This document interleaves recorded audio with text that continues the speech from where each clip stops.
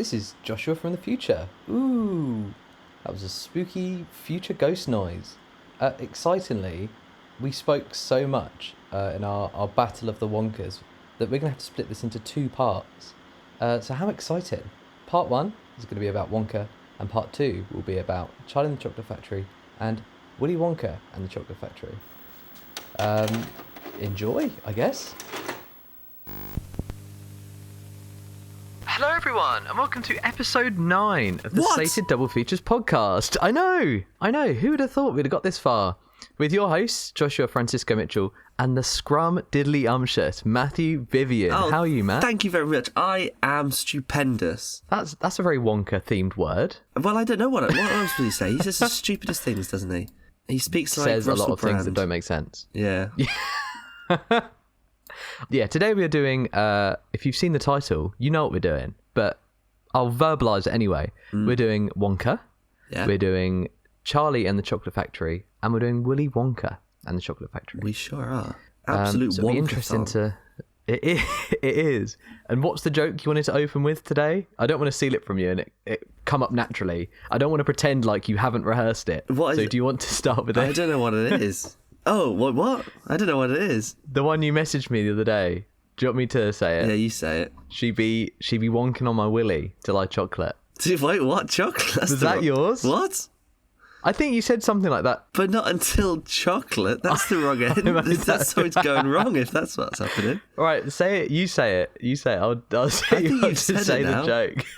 No, I don't know what you're talking about. Well, no, because it sounds silly now. But we can cut this out and redo it. I think you dreamed that. Maybe I did. Probably. Maybe I'm the funny one. I think you're the filthy one. I won't call him Willy Wonka because William Wonka is no friend of mine. I think it's Wilbur, actually. Wilbur Wonka. I think he's Wilbur. in the Tim Burton one. He's just penis or something in the others. Yeah, Willy, short for penis. Yeah. Right, what's the first section before we get onto this Wonkathon? Should we talk about everything else we've been watching? Is that the first segment? It's our weekly roundup. Yeehaw! Yeehaw! I watched Let It Snow again, which is some like Netflix, like it's a bit like Love Actually. There's different storylines, but it's all like teenage sort of the 20-year-olds who play teenagers in sort of films that they can just the ones they can afford. So like it's not Tom Holland, it's Jacob Batalon from Spider-Man, and it's like okay, the girl who was Isabella Merced, what was she, Dora the Explorer, and it's got like Sabrina the Teenage Witch and all them lot, and Miles Morales, and it's fine. It's not that great. It's not very funny. So I watched that, and then after your recommendation from last episode, I watched National Lampoon's Christmas Vacation, and I thought it was shit, and I didn't laugh once. What didn't you find funny about it? I think it's hilarious. I literally didn't find a single... Right, so you did say beforehand, like, a lot of the jokes might seem sort of cliche, and you've seen them before, but that's because this did it first. But yep, and I get that because every single joke I was like, I've seen this before. But yeah, I just didn't think they were funny, and I thought that it was really slow, and there was like whole minutes where it's like nothing is happening here. I thought it would be like joke, and I thought the like slapstick would be a lot more slapstick. I thought, and it just wasn't. Like the stunt work sucked. It was just such a lower caliber of joke than I thought it would be. In response to that, I would say I feel like what is holding that film back is the fact that it is a Christmas film. So you watch National Lampoon's, the first one, and it is straight comedy, like through and through. You know what they're doing, like a road trip film. They need to get to this theme park, and it is just so fast. Yeah, I guess they do need to have all the like family like getting back together after like falling out and all that bollocks. You've got to hit like all the Christmas beats. Oh, it's all about family. And his boss like giving him the his boss, have your money back. Yeah, but I feel like a plot hasn't got in the way of any other film. I don't know why they're letting it get in the way of this one. But it's just a Christmas film, isn't it? They're like the hallmarks of what makes a Christmas film a Christmas film. It doesn't mean it has to be less funny. Arthur Christmas cracks me up from start to finish, and that's got a great story to it. And Love Actually. Love Actually was on last night. Caitlin was watching Love Actually, and I said, "Okay, I'm going to sleep now."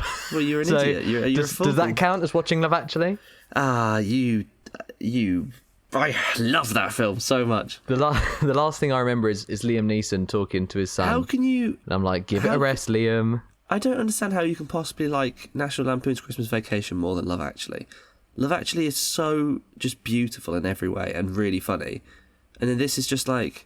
I like the bit where he's on a ladder and he falls back and then he hits the tree and he pushes off the tree and he goes back and he's hanging off the drain. But it's like, this isn't anything I haven't seen a million times before. I would say the same criticism you have for National Lampoon's Vacation is probably the same criticism I have for Love Actually. That I saw National Lampoon when I was very young and I'm like, this is hilarious. And now as an adult, I can understand why it maybe isn't as special to an adult who hasn't seen it. I think you get that a lot with Christmas films, that if you didn't grow up with them, you don't care much for them. Like, yeah. I think The Grinch is like fine, but I don't love it because I watched it maybe once as a kid. And same with Elf, I watched it like once and I just find it kind of cringe. But I didn't watch Love Actually till I was about 21. But it's even that, the other film you just said, I've forgotten the name of it already.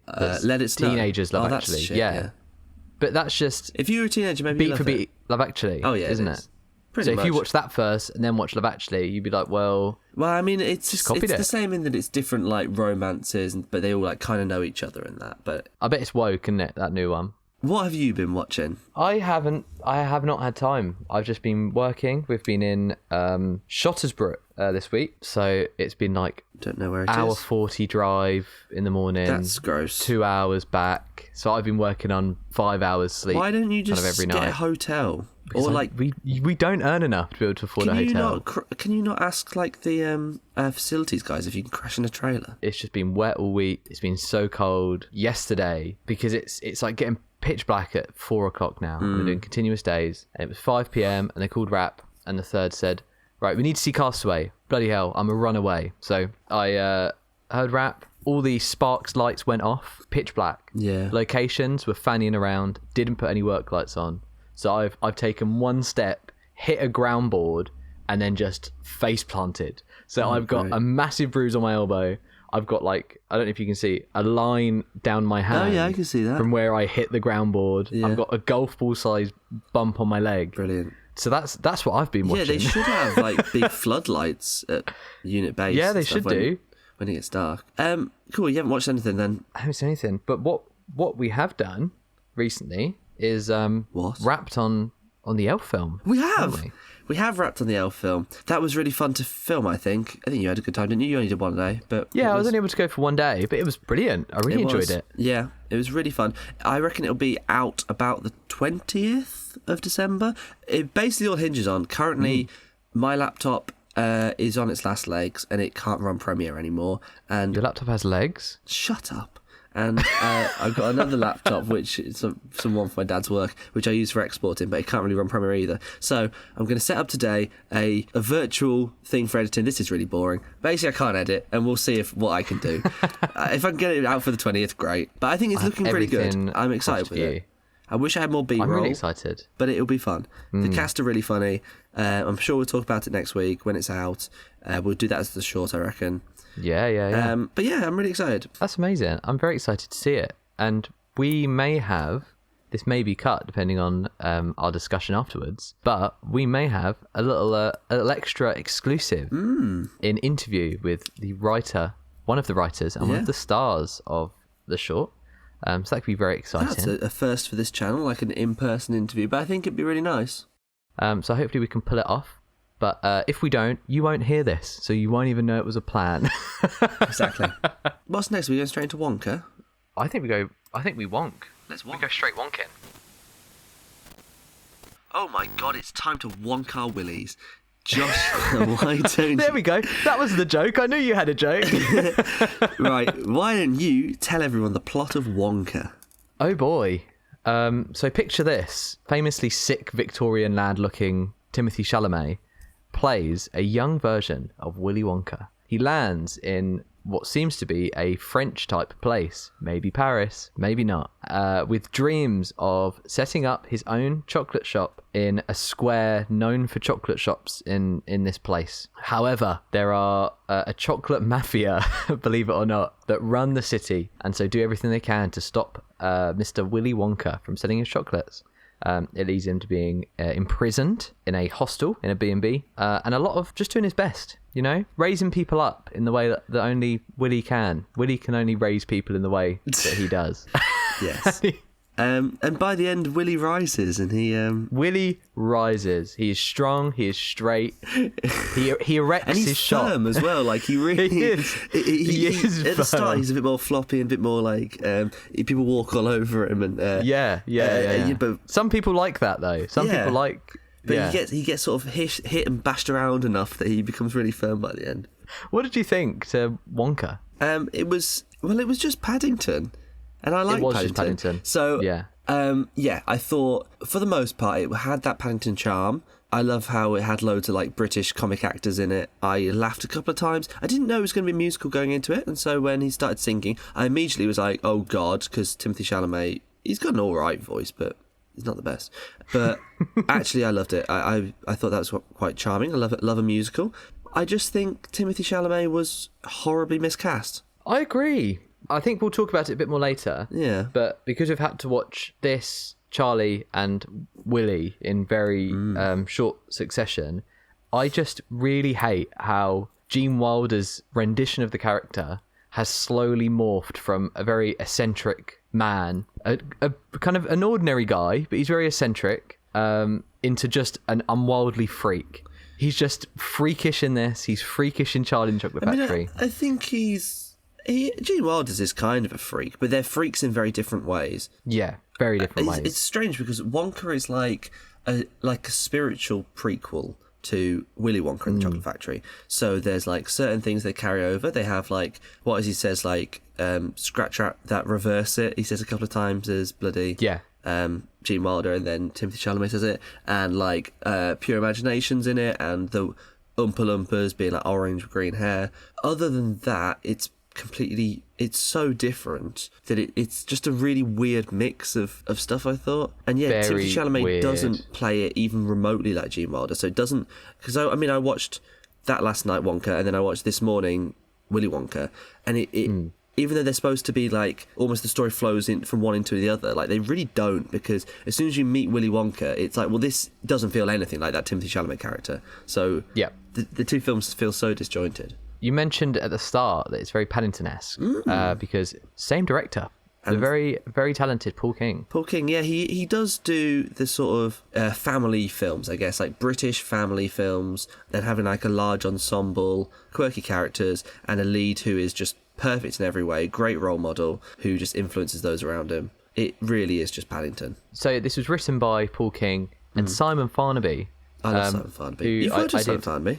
I have. I tell you what, there was like 3 Ghosts cast members in this, because Matthew Bainton and Charlotte Ritchie were in it too. They are all very lovely. All of the Ghosts guys are very lovely. But we've mentioned it before that there are a couple of ways you can do arcs throughout film, and one of the most interesting arcs is a no arc. So rather than your main character starting at a point, going through a journey, learning something and being different at the end, you have a character like Paddington, arguably like a good Superman, or like the Doctor, like Wonka in Doctor this. Who? Yeah, like the Doctor, where they start as one thing, and rather than changing, they stay who they are, because they're like either very good or very bad at what they do at the start, and influence those around them. So Wonka elevates his friends, like we won't go into spoilers, but his friends throughout the film, and they get inspired by him, and he raises up this community and shows that chocolate doesn't need to be for the rich. It can be everyone. Yeah, and I mean, you can have a slight arc with him, because you have the sort of bit where they lose faith in themselves, and they think maybe I can't do this, but they never like check. No, at the start they think they can do this really impressive thing, but they're at the bottom, and then they think, oh, I can't do it, and then they do, but they're still morally the same throughout. Morally the same, and he learns a lesson about his mum, which we'll get into, but different thing to character development. Another big takeaway, still on crew here, did the visuals of this film, the way it was shot, remind you of any others? What, Last Night in Soho?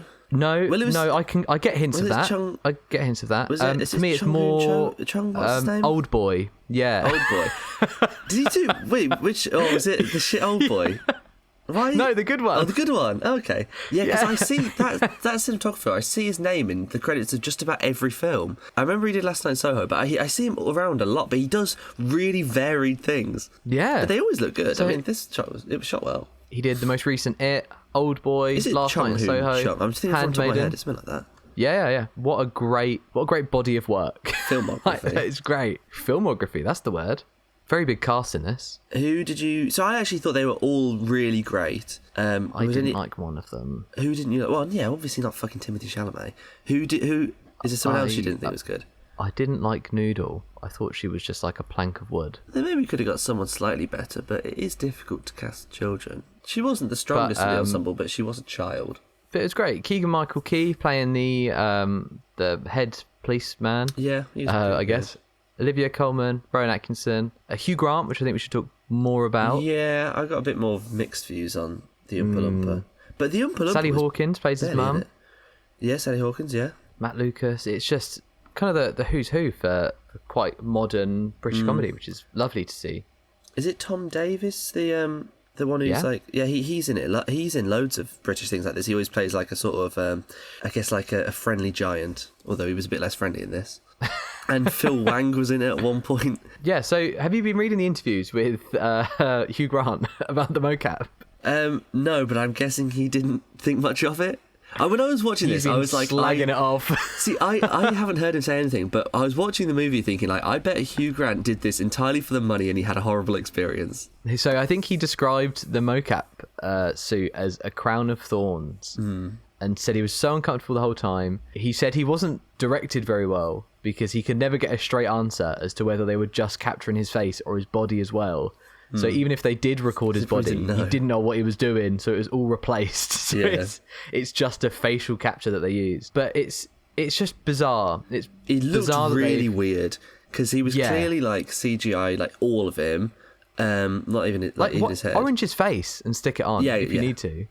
I mean, I Why get not? how like they need to match lighting and stuff, so it's gonna be difficult. But that looked really weird. But to be fair, the Oompa Loompa was in, 4 scenes? 2 of which are in the trailer. Well, he'll be in Wonka too. Do you think they'll do one? Because I don't think it's impossible. I think so. I think this is done well. I imagine there'll be a second one.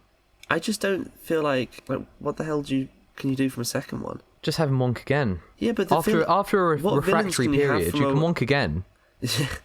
But what more villains could you have from a Wonka film? Well, I'll tell you one thing. It's going to be the start of the RDCU. The Royal Cinematic Universe.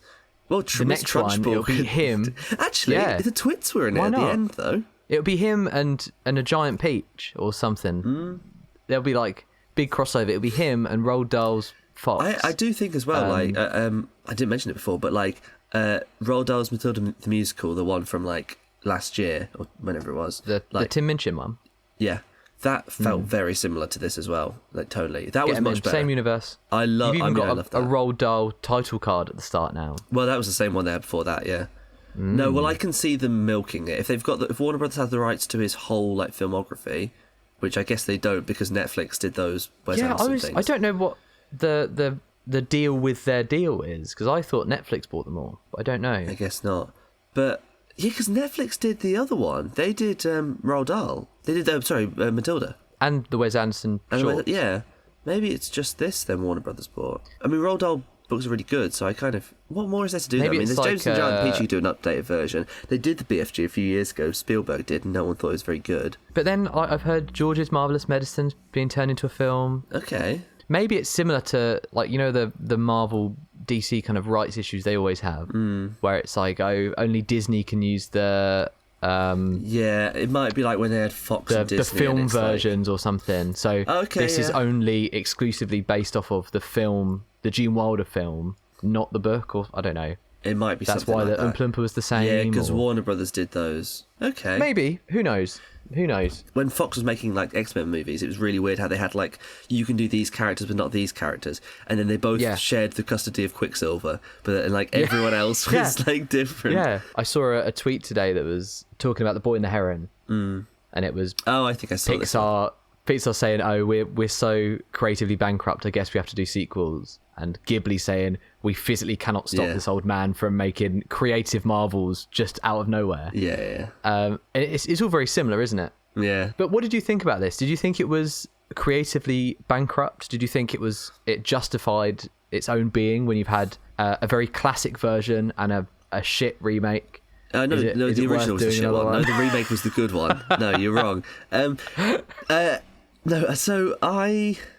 Going into it, when it was first announced, I remember when it was first announced, and like there was a photo of Timothée Chalamet on set in the costume, and being like, why the hell would you need to make this? I think when I found out it was the Paddington creators, I was a bit more like, it's still creatively bankrupt. I think it's just they are good enough writers and directors that they're good at like artificially manufacturing like charm. They've made something that seems quite nice and wholesome, but it's still at its core completely unnecessary and made for money. Yeah.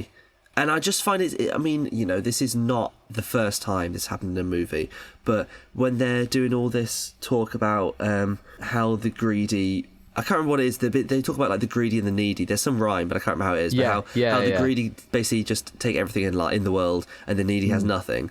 And it's just like, mate, you're Warner Brothers, and you're stealing this intellectual property to then make as much money out of it as possible. And it's so, what a strange message. What a strange message. I've seen this described as an anti-capitalist film. Well, yeah, but I can see the film being that. In the trailers, you see that he goes up against this chocolate mafia who have an iron grip on chocolate prices and who can have chocolate, like a real monopoly on it. They're working together. And he comes through and breaks through that monopoly and makes chocolate for everyone. Although that is kind of capitalism. Yeah, but then becomes the only chocolatier in town. So isn't that monopoly? Yeah, but I guess it's because the others were villains. It's now like a business monopoly. There's even less choice because you have to go to him. You have to go to Wonka. Yeah, before we get into spoilers, I thought it was okay. If it was on, I'd watch it again. I wouldn't watch it anytime soon, but I mean, I feel like it's the sort of thing my parents would probably enjoy. Like, they don't like very many films, so especially my mum, she doesn't like anything.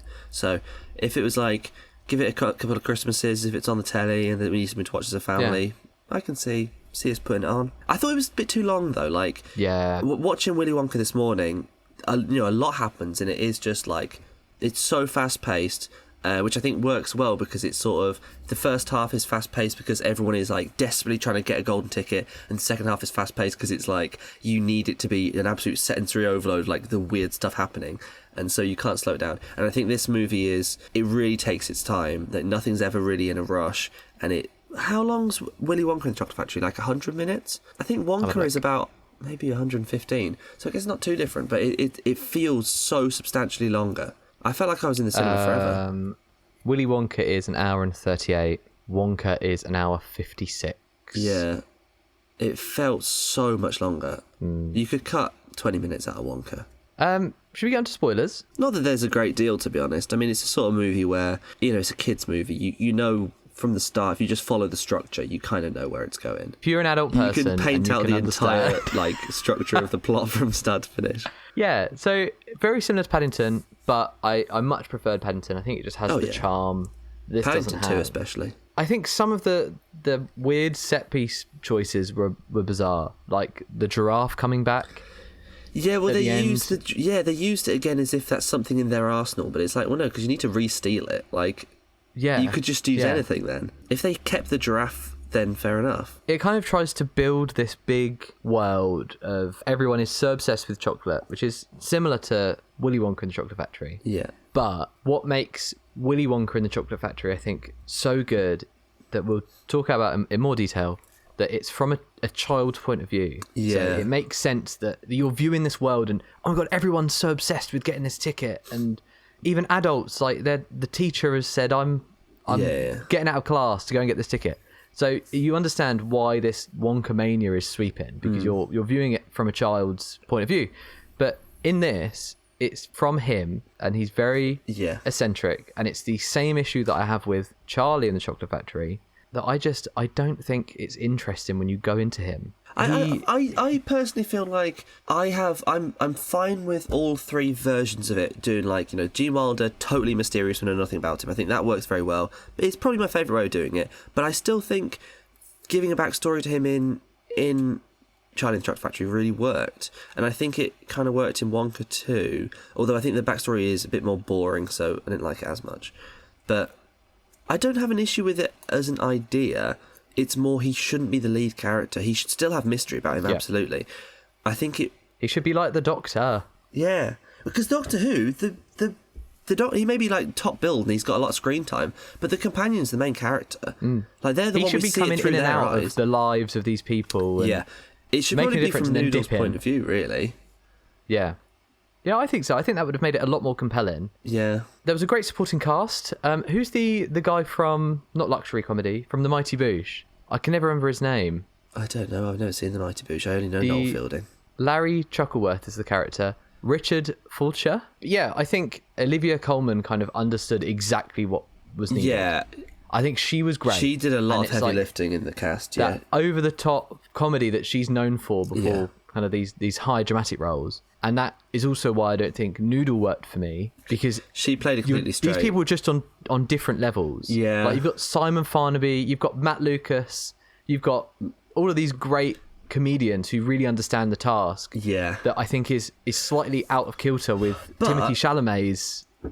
Oh yeah, Timothée Chalamet was doing something completely different. It didn't line up with them at all. But I think, to be fair, I quite like how in this world the children are like well, I guess then the main child's normal, because Charlie's normal in both versions. But then you have the other children are cartoon characters.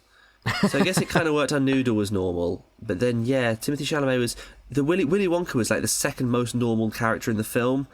And he should be the most weird. Because when you got like Matt Lucas doing the same thing he does in everything, he's just doing his shtick. It's like he's back on Bake Off. Yeah, exactly. It doesn't really work, does it? So we all know why Timothée Chalamet was cast. It's because he is an attractive, popular young actor who will get... Victorian lad. He will get people... He'll get bums on seats. He'll get bums on seats. All the girls watching this movie, the girls and gays, will come to see for Timothée Chalamet. I walked in expecting Dune 2. Yeah. Instead got to Wonka.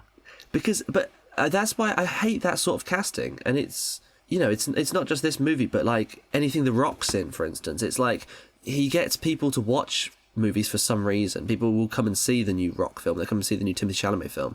But he's not right for this role in any way. No. And so it's like I feel like they should have built up the supporting cast more. I mean, they had some very big comic stars, like mainly British comic stars, but they're not necessarily people who can get like American audiences in. The best Willy Wonka casting for this should have been like an unknown from like the theatre world. I don't think they should have had a star as Wonka. Theatrical character. Yeah, like a Timothée Chalamet type person in a supporting role, or as like the second lead to get the people watching. Get him in the Slugsworth origin story, which is gonna be the next one. Yeah, a very big part of this, as with 2/3 of the Wonka films. The songs. What did you think of the songs? I mean, I liked them at the time, but I don't really remember them. There was one about chocolate. I do remember at the time. Scrub. Yeah, I tell you what, I was really enjoying them at the time, and I do love a musical. But yeah, they didn't stick with me too much. But that's because I've only heard them once. I mean, most songs you don't really remember unless you heard them a few times. Yeah, and I think maybe it's a bit hard to look at something like Willy Wonka.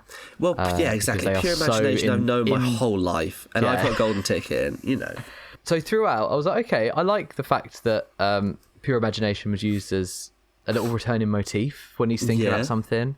I like it. I think that's a nice, classy way of getting back to the first one. Yeah. And then they do it at the end in its entirety, like you have to.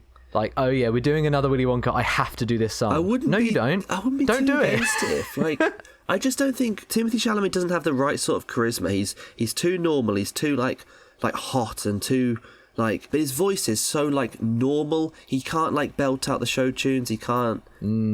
He can carry a tune, but he's not a leading man like singer, and so he's not right for something like that. The songs were, I think they were, like you said, I think they were really good at the time. I would like to go back and listen to them and see if any others stand out. But it's just, I feel the same with all of these kind of films. They always just leave a bad taste in my mouth, knowing that it's Warner Brothers. I do find it very hard to detach from all of the politics, especially being part of the industry. Yeah, knowing that we were the ones heavily people who worked impacted. On Wonka and hearing all the stories. Yeah. So it's hard. but like I think the creatives worked on it. I think they did a great job. I think the production design was brilliant. I mean, yeah, I agree with that. I think if it needs to get made, they chose Paul King, Simon Farnaby are definitely the right people they got. Great. If it has to be like made. a surefire thing. Yeah, I know a lot of it was shot in Bath. A lot of the location stuff. I was trying to figure out what was location and what was studio. But I found it really hard to do in this. Yeah, that's true. Other than like the obvious interiors. But I was trying to figure out the exteriors, like, what was real. The chocolate, I don't know what the term is. Like, you know, the place where they sell the chocolate, where he's trying to get a shop and the other three have a shop there. I can't remember what it's called. That seemed like a location, but if they're going to film so much there and even like decking out his shop there, it probably was in the studio. But it looked especially very like the big dance numbers. Oh yeah, big crowd days on that. Yeah, I mean, you have to shut it down for weeks and weeks. But it looked like a real place. It looked like, I mean, every city's got somewhere like that in Britain anyway. Like, you see places like that in London. There's a place like that in Birmingham. Yeah, but the sets were really, really good, actually. Yeah. Did you think it was funny? There was, like, titters. I mean, there weren't, like... there was one kid there, he was dressed as Wonka, which I liked. That was pretty cool. Yeah. Did you push him over? Say, grow up. It isn't real. It was sort of, maybe if you had a screening, I don't know what kids would think of it. Did you go, were there like loads of children there when you were there? No, I went with my mum and it was quite late. It was probably for the best there wasn't, because when I went to see Matilda and there was a fucking little child behind me the whole time being like, Mummy, what's happening? And it's like, shut the fuck up. Oh, don't tell me they were bloody from the Midlands as well, were they? It's a very thick Brummie accent. And then at the end, that's the worst kind of child. End, once...